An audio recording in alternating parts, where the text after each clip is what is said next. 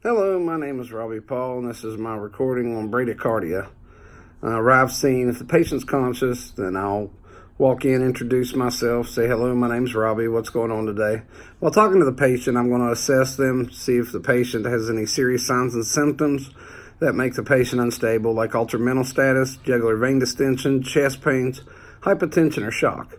I'll look at their eyes for Perla, the neck for JVD, then I'll listen to the lungs and heart. I'll check PMS and pedal edema. I'll also place an IV, pulse ox,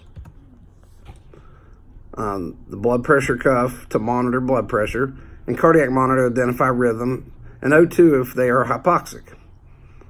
I'll then identify the rhythm as sinus bradycardia.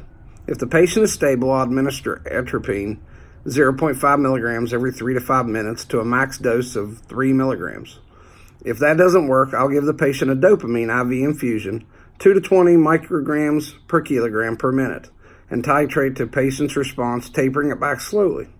If dopamine doesn't work, we can try epinephrine IV infusion, 2 to 10 micrograms per minute, and then titrate to the patient's response. If that also doesn't work or the patient becomes unstable, I'll turn the monitor on pacing and transcutaneous pace the patient that brings their heart rate to 70.